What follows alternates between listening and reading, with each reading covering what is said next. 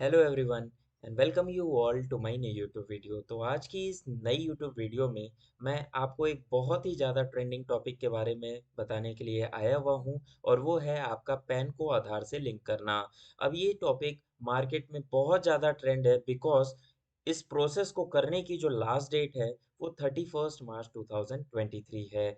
तो मैं इस वीडियो को इसलिए बना रहा हूँ कि आपको इस वीडियो के थ्रू पैन और आधार लिंकेज के सारे प्रोसेस को समझाऊंगा, आपके सारे डाउट्स को क्लियर करूंगा। उसके लिए मैंने एक एफएक्यू भी कंसीडर किया है ताकि आपको पूरा प्रोसेस समझ में आ सके। तो मेक श्योर करिएगा कि आप इस वीडियो को लास्ट तक ज़रूर देखें ताकि आपको इसके हर एक एस्पेक्ट के बारे में पता चल सके। और अगर वीडियो अच्छी लगे तो ज़्यादा से ज़्यादा लोगों को शेयर कर दीजिएगा। चलिए स्टार्ट करते हैं वीडियो को। फर्स्ट ऑफ ऑल, मैंने जो साइट चूज की है वो एक गवर्नमेंट की साइट है, तो ट्रस्ट इश्यूज भी नहीं होंगे आपको। और जो एफएक्यूज हैं वो जेन्युइन एफएक्यूज हैं। इसमें आपकी सारी क्वेरीज मेरे हिसाब से रिजॉल्व हो जानी चाहिए। तो अभी हम हैं इनकम टैक्स की साइट पर। आपको बेसिकली क्या करना है, आप ये जो आधार और पैन लिंक का प्रोसेस है, चाहे तो आप इजली पैन अपने लैपटॉप से कर लीजिए या अपने मोबाइल से कर लीजिए। आपको किसी एक्सपर्ट को हायर करने की ज़रूरत नहीं है। आपको सिंपली गूगल पर टाइप करना है www.incometax.gov.in। आप ये इनकम टैक्स की वेबसाइट पर आ जाएंगे। जैसे ही आप इनकम टैक्स की वेबसाइट पर आएंगे, आपको सिंपली इस तरीके के एफएक्यू सेक्शन में जब आप जाएंगे तो आपको ये लिंक आधार का एफएक्यू सेक्शन मिलेगा। अब जैसे ही आप लिंक आधार के एफएक्यू सेक्शन में आएंगे तो आपको ये पूरा एफएक्यूज मिल जाएगा। बट एफएक्यूज तो मैंने ऑलरेडी इस वीडियो में बताने ही वाला हूँ, तो आपको एफएक्यूज में आने की ज़रूरत नहीं है। आपको तो सिर्फ प्रोसेस देखना है कि आपको अपना पैन और आधार लिंक करना कैसे है। तो आइए आपके सारे क्वेश्चनों का आंसर देने की कोशिश करते हैं। जो सबसे पहला और इम्पोर्टेंट क्वेश्चन है, ये पैन और आधार लिंक करना किसको ज़रूरत है। पहला ही क्वेश्चन आपको दिख रहा होगा अपने स्क्रीन पर।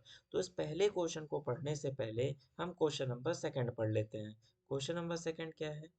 For whom is the PAN and Aadhaar linkage is not compulsory. Means कौन कौन से ऐसे पर्सन्स हैं जिनको पैन और आधार लिंकेज कंपल्सरी नहीं है। ऑप्शनली चाहें तो वो लिंक करा सकते हैं, बट किसको कंपल्सरी नहीं है।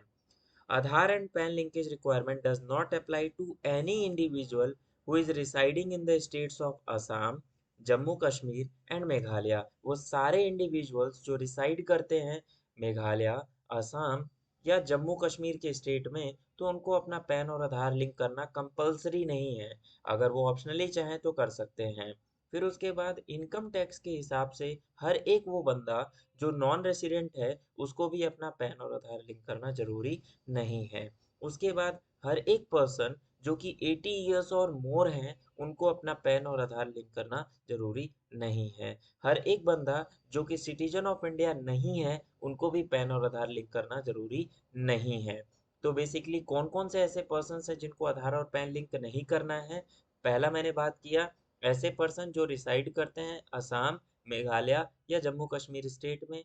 दूसरे वो पर्सन्स जो कि नॉन रेसिडेंट हैं इनकम टैक्स एक्ट के हिसाब से। तीसरे वो पर्सन्स जो 80 ईयर्स या उससे ज़्यादा साल के हैं। चौथे वो जो कि सिटीजन नहीं है इंडिया के। अब अगर मैं इन पर्सन्स की लिस्ट को छोड़ दूं तो हर एक इंडिविजुअल जिसके पास पैन और आधार है उनको मैंडेटरली अपना पैन और आधार लिंक करके चलना है।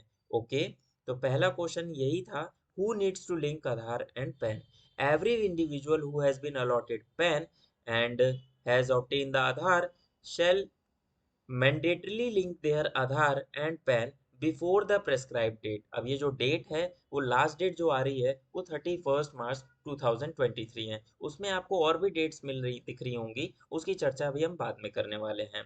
जो अभी सेकंड क्वेश्चन मैंने आपको ऑलरेडी पढ़ा दिया, for whom the Aadhaar pan linkage is not compulsory. तो जिनके लिए कंपल्सरी नहीं है उसका भी मैंने आपको पॉइंट बता दिया। नीचे एक नोट भी देख रहे होंगे, ये जो एग्जामेशन गवर्नमेंट ने दी है ना, जब भी चाहे वो बाय वे ऑफ नोटिफिकेशन ये एग्जामेशन को विड्रॉ भी कर सकते हैं। ओके, तो दोनों क्वेश्चंस का एफएक्यू आपको समझ में आ गया और ये एक जेन्युइन क्वेश्चंस भी थे तो इसको समझना भी जरूरी था। अब जो सबसे इम्पोर्टेंट क्वेश्चन है कि जब आप इनकम टैक्स की वेबसाइट पर आएंगे तो ये आधार और पैन लिंक किस तरीके से कर रहे हैं, वो प्रोसेस सबको जानना है। तो आइए उस प्रोसेस को भी देखते हैं। जैसे ही आप इनकम टैक्स की साइट पर आएंगे आपको कुछ इस तरीके का इंटरफेस मिलने वाला है। जैसे ही आप आएंगे आपको ना जो रेड लाइन से कवर्ड ब्लॉक्स है ना, सिर्फ आपको उस पर ध्यान देकर चलना है तो आप इजीली समझ जाएंगे। अब पहले पेज पर जब हम आए तो आपको सिंपली लिंक आधार पर क्लिक करना है। जैसे ही आप लिंक आधार पर क्लिक करेंगे आपके सामने इस तरीके की स्क्रीन खुलकर आएगी। आपको सिंपली अपना पैन नंबर डालना है और आधार नंबर डालना है। जैसे ही आप अपना पैन और आधार नंबर यहाँ पर डालेंगे आपको सिंपली कंटिन्यू टू पे थ्रू ई पे टैक्स पर क्लिक कर देना है। जैसे ही आप कंटिन्यू टू ई पे टैक्स पर क्लिक करेंगे आपके सामने ये स्क्रीन आ जाएगी। आपको सिंपली पैन डालना है, आपको सिंपली अपना कंफर्म करना है पैन, मोबाइल नंबर डालकर ओटीपी डालकर आपको सिंपली कंटिन्यू करना है। जैसे ही आप कंटिन्यू करेंगे आपका नेम और पैन ऑटो पॉपुलेट होकर आपको दिखेगा। आप अगर उसको वेरीफाई करते हैं तो आपको सिंपली कंटिन्यू पर क्लिक कर देना है। जैसे ही कंटिन्यू पर क्लिक करेंगे आपके सामने ई पे टैक्स की ये वाली स्क्रीन शो आपको दिख रही है वो खुल जाएगी। आपको सिंपली प्रोसीड बटन पर क्लिक कर देना है इनकम टैक्स वाले सेक्शन पर। जैसे ही आप उस पर क्लिक करके चलेंगे आपको असेसमेंट ईयर पूछेगा। जो इस स्क्रीन पर आपको दिख रहा है सिंपली आपको वही चूज करके चलना है। Assessment year 23-24। Type of payment पूछेगा तो आपको बेसिकली अदर रिसीट्स ही चूज करना है। ये बहुत ही इंपॉर्टेंट पॉइंट है। जहां पर भी टाइप ऑफ पेमेंट पूछेगा आपको अदर रिसीट्स ही चूज करके चलना है। 1000 की late fees automatically other section में ऑटो पॉपुलेट हो जाएगी। आपको यहाँ पर कुछ भी नहीं करना है, सिंपली कंटिन्यू बटन पर क्लिक कर देना है। अब ये जो 1000 वाली लेट फीस का मैटर है वो मैं आपको भी इस वीडियो में बाद में बताने वाला हूँ।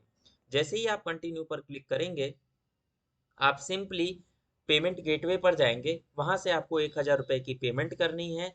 और जैसे ही आप 1000 रुपये की पेमेंट कर लेंगे तब आपको एक चालान जनरेट हो जाएगा। आपको वो चालान डाउनलोड करके रख लेना है।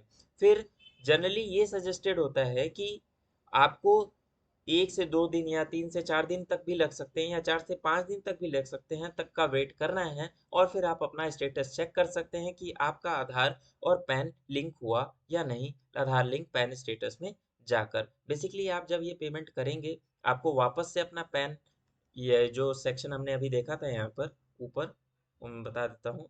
हाँ, यहाँ पर आपको वापस से अपना पैन नंबर डालना है, वापस से यहाँ आधार नंबर डालना है और कंटिन्यू बटन पर क्लिक करना है। उसके बाद जब आप कंटिन्यू बटन पर क्लिक करेंगे तो ये वाली स्क्रीन्स नहीं आएगी पेमेंट करने के लिए। वो आपको सीधा आपके पैन और आधार को लिंक कर देगा, प्रोवाइडेड कि आपके पैन और आधार में जो डेटाबेस है वो मिसमैच नहीं होना चाहिए। पता चला आपकी डेट ऑफ बर्थ में मिसमैच है, पता चला आपके नाम में ही मिसमैच है, पता चला आपके एड्रेस में ही मिसमैच है, तब लिंकिंग नहीं होगी। तो मेक श्योर करिए कि अगर कोई मिसमैच है तो पहले आप उस मिसमैच को ठीक कराइए, उसके बाद ये प्रोसेस लिंकिंग वाला जो है इस लिंकिंग वाले प्रोसेस को अप्लाई करने की कोशिश करिए।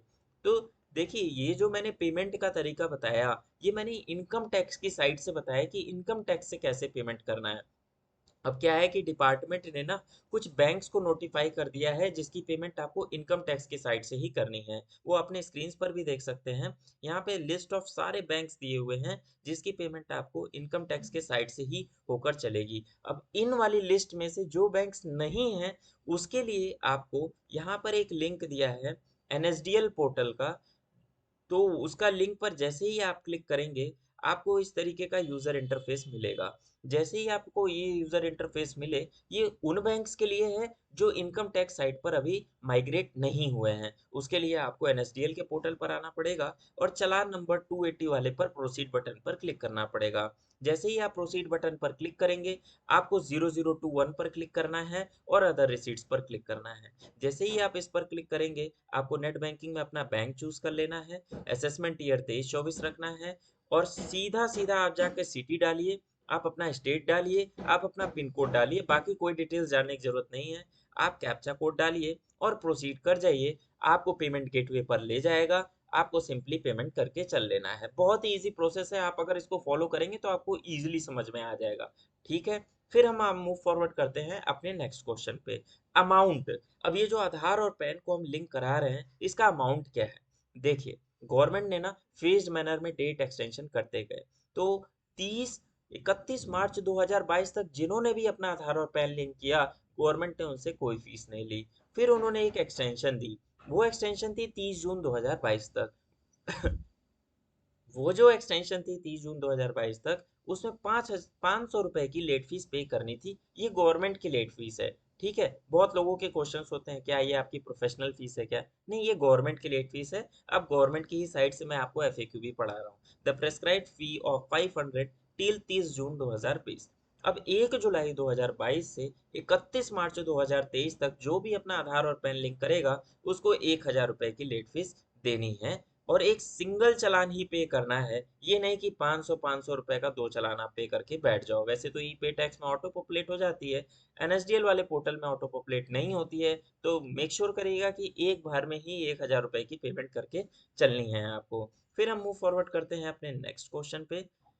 विच payments will be considered valid for Aadhaar and PAN linking? जो पेमेंट आप करोगे ई पे टैक्स पोर्टल से या एनएसडीएल पोर्टल से वो वैलिड मानी जाएगी। वैसे जनरली यहीं से आप पेमेंट करने वाले हो तो ये क्वेश्चन उतना रिलेवेंट नहीं है। फिर उसके बाद मैंने बता दिया था कि क्या can a taxpayer make multiple payments under 500? No, आपको सिंगल पेमेंट करके चलना है 1,000 रुपए का, और मल्टीपल पेमेंट्स नहीं करना है 500-500 रुपए का। फिर उसके बाद हम नेक्स्ट क्वेश्चन पर मूव फॉरवर्ड करते हैं।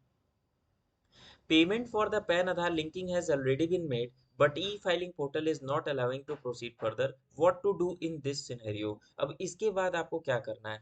तो मैंने आपको पहले ही बता दिया था कि जब भी आप 1,000 रुपए वाली पेमेंट कर दें तो आप को वेट करके चलना है। देखिए, जो मेरा प्रैक्टिकल एक्सपीरियंस है उससे बता देता हूँ मैं। अगर आप इनकम टैक्स वाली वेबसाइट से लिस्टेड बैंक्स के थ्रू पेमेंट कर देते हैं तो वो जनरली एक दिन में अपडेट हो जाता है। बट अगर आप एनएसडीएल वाले पोर्टल वाले बैंक से किसी पेमेंट करेंगे तो उस केस में नॉर्मली 2 से 3 दिन लग जाता है। तो आपको वेट करना है, दोबारा से कोई भी पेमेंट नहीं करनी है, वो ऑटोमेटिकली अपडेट हो जाएगा। फिर उसके बाद अगला क्वेश्चन है, if the taxpayer had made the payment under minor head mistakenly, how to get the refund of case? अगर आप गलती से कोई पेमेंट कर देते हैं 500 के अंदर में तो क्या उसका कोई रिफंड का प्रोविजन है? कोई रिफंड का प्रोविजन नहीं है। तो मेक श्योर करिएगा कि जो इस हेड में आप पेमेंट करें वो सिर्फ और सिर्फ अपने आधार और पैन लिंकेज के लिए ही पेमेंट करके चलें। If in case Aadhaar and PAN linking fails after payment, will it be required for taxpayer to make the payment again? आपको दोबारा पेमेंट करनी ही नहीं है। आपको ये बात दिमाग में बैठा कर चलनी है कि आपको दोबारा पेमेंट करनी ही नहीं है। एक बार पेमेंट करनी है और आपको प्रॉपरली वेट करके चलना है। उसके बाद इफ फिर उसके बाद अगला क्वेश्चन रिलेवेंट नहीं है। फिर ये सर्कुलर अगर आपको देखना है कि किस सर्कुलर के थ्रू ये मैंडेटरी किया गया था तो ये सर्कुलर भी दिया गया है। मेरे हिसाब से इतना डिटेल में भी जाने की ज़रूरत नहीं है। फिर उसके बाद ये जो मिसमैच वाली बात है ये मैंने आपको ऑलरेडी बता दिया था कि अगर आपके पैन और आधार में कोई मिसमैच है तो फर्स्ट ऑफ ऑल में सबसे यही रिक्वेस्ट रहेगा कि आप अपने पैन और आधार के डेटाबेस को सिमिलर करें, तभी अपने पैन और आधार को लिंक करने के लिए प्रोसीड करें। ठीक है। फिर उसके बाद अब और तो कोई ऐसा रिलेवेंट क्वेश्चन नहीं है। Is Aadhaar pan link is mandatory for filing the income tax return? Definitely. अगर आप नहीं, मतलब आप अपनी इनकम टैक्स रिटर्न तो फाइल कर पाएंगे, बट जब ई वेरिफिकेशन की बात आएगी ना तो उस केस में फिर आप ई वेरीफाई ऑनलाइन पोर्टल के थ्रू नहीं कर पाएंगे। फिर आपको थ्रू नेट बैंकिंग या थ्रू डीमैट अकाउंट के थ्रू ही अपनी रिटर्न को ई वेरीफाई करना पड़ेगा। बट अगर मेरे हिसाब से अब तो मैंडेटरी हो ही गया है, रीजन बीइंग कि 31 मार्च 2023 के बाद तो आपका पैन ही इनऑपरेटिव हो जाएगा, और जब पैन इनऑपरेटिव हो जाएगा तो आपका पैन वैलिड ही नहीं माना जाएगा, और जब पैन वैलिड ही नहीं माना जाएगा तो आप अपनी इनकम टैक्स रिटर्न भी फाइल नहीं कर पाएंगे। अगर आपका पैन इनऑपरेटिव हो जाता है तो उसके consequences क्या हैं वो consequences भी आप देख सकते हैं। You should not be able to file the return, pending returns will not be processed, pending refunds cannot be issued to inoperative PAN, pending proceedings as in the case of defective returns cannot be completed once the PAN, and the tax will be required to be deducted at higher as the PAN become inoperative। अब जैसे ही आपका pan inoperative होगा आप property cell purchase भी नहीं कर पाएंगे, cash deposit 50,000 in a single day नहीं कर पाएंगे, आपको बहुत सारी परेशानियां झेलनी पड़ सकती हैं। फिर व्हीकल परचेज में जहां एक सर्टेन लिमिट के बाद पैन की रिक्वायरमेंट होती है वहां पर भी आप पैन अपना कोट नहीं कर पाएंगे। तो इस तरीके से आपको बहुत सारी दिक्कतों को सामना करना पड़ सकता है। तो होप आपको ये वीडियो अच्छी लगी होगी, आपको प्रोसेस समझ में आया होगा, आपको कॉन्सिक्वेंसेस समझ में आए होंगे, आपको लेट फीस समझ में आई होगी, और सारी चीजें समझ में आ गई होंगी। तो अगर आपको ये वीडियो अच्छी लगी हो तो लाइक बटन पर जरूर से जरूर क्लिक कर दीजिएगा और इस वीडियो को ज़्यादा से ज़्यादा शेयर करिएगा। मिलते हैं अपने नेक्स्ट वीडियो में इसी तरीके के रिलेवेंट अपडेट्स के साथ। अभी के लिए फ़िलहाल बाय बाय।